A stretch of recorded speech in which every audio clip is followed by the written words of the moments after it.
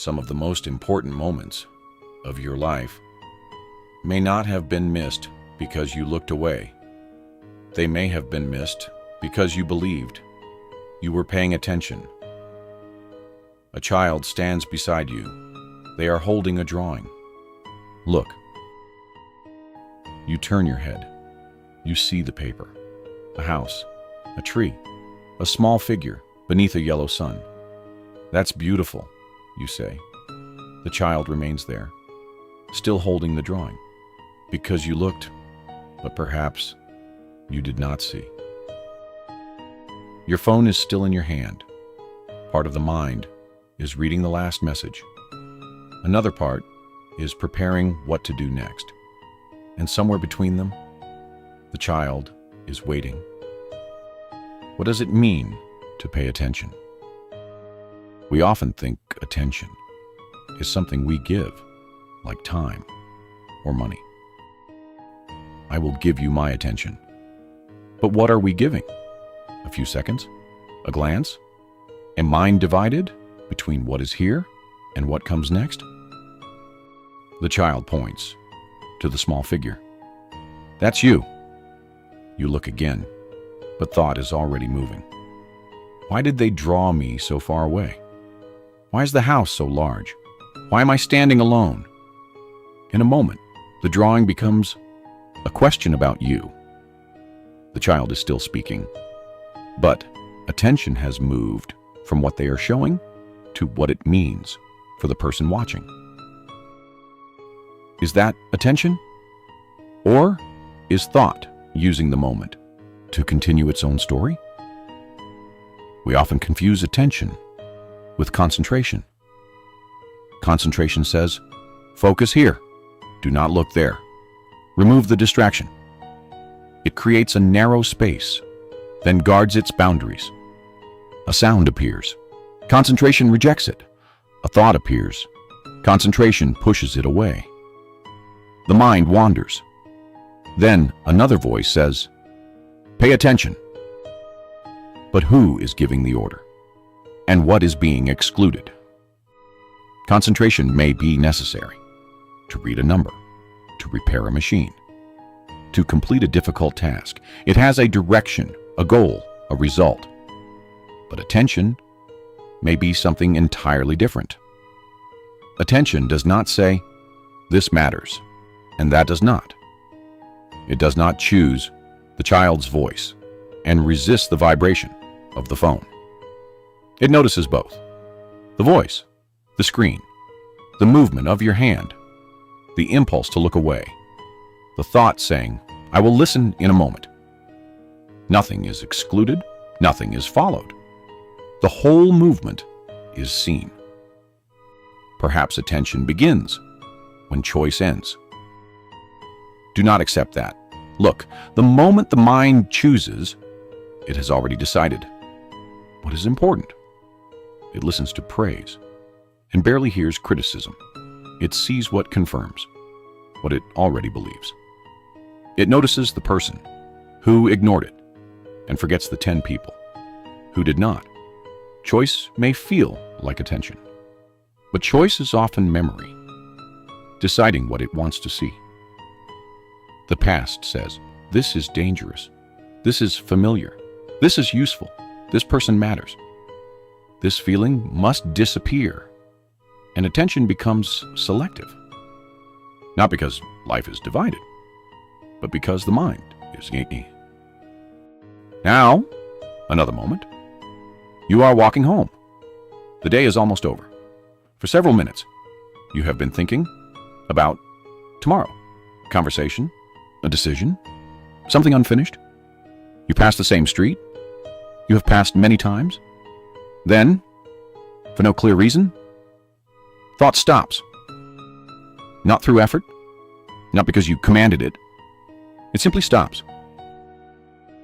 For one moment, there is the entire street, the sound of footsteps, light on a window, a bicycle moving past, the cold air against your face. Nothing is separate. Nothing is being named. There is no attempt to hold the moment. There is only attention. Then thought returns. That was peaceful. I wish I could stay like that. How can I experience it again? And the moment becomes memory, then a goal, then something you want to recover. Can attention be repeated? The memory of attention is not attention. The idea of being present is not presence. The effort to return to a past moment is thought, moving toward its own image. Many years ago, Krishnamurti asked a deceptively simple question. Can there be attention without choice? If there is choice, there is preference. If there is preference, there is a center, saying, this is important to me. This is not. This must remain. This must disappear. But can there be attention without that center? Not better concentration, not greater discipline, not a mind trained to remain on one object. Attention without a controller, without someone inside directing the light. Because the one who says, I must become attentive, is already divided. There is the person who is inattentive, and the person who intends to correct it.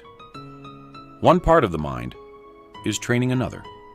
One is watching, one is being watched, and the old conflict begins again. The one trying to become attentive may itself be inattention, not because effort is wrong, but because while the mind is pursuing attention, it is no longer attending to what is actually happening. The restlessness, the boredom, the movement toward escape, the desire to arrive at a better state, those are treated as obstacles. But what if they are the very things asking to be seen? You feel bored. Immediately the hand moves toward the phone. Thought promises something more interesting. Can the whole movement be seen without stopping it and without following it? The heaviness, the impatience, the desire to escape, the movement of the hand. This is not concentration. There is no chosen object, no method, no reward. There is only the fact revealing itself. Attention has no center. There is no person saying, I am attentive.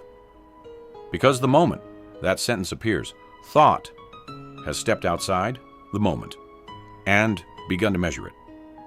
How long can I maintain this? Am I doing it correctly? Is this what attention feels like? The observer returns, and attention becomes an experience belonging to someone. But in attention, is there someone attending? Or only the light of seeing? Return to the child. The drawing is still there. The house, the tree, the small figure. Beneath the yellow sun. Can you look without interpreting? Without praising automatically? Without asking what the drawing says about you? Can you see the line that was erased? The color outside the edge? The child's fingers holding the corner of the page? Can you hear the hesitation in their voice? For one moment, nothing stands between you. And what is there? No conclusion, no image, no future response, only seeing, only listening. But look more closely. The moment, there is someone paying attention, someone measuring it, holding it, trying to continue it. Attention has already become another activity of thought. Do not try to become attentive. The one trying would create another ideal and another distance between what is and what should be. Do not practice attention. Do not hold it. Do not measure how long it lasts. The next time someone says, look, or listen, notice what appears. The eyes?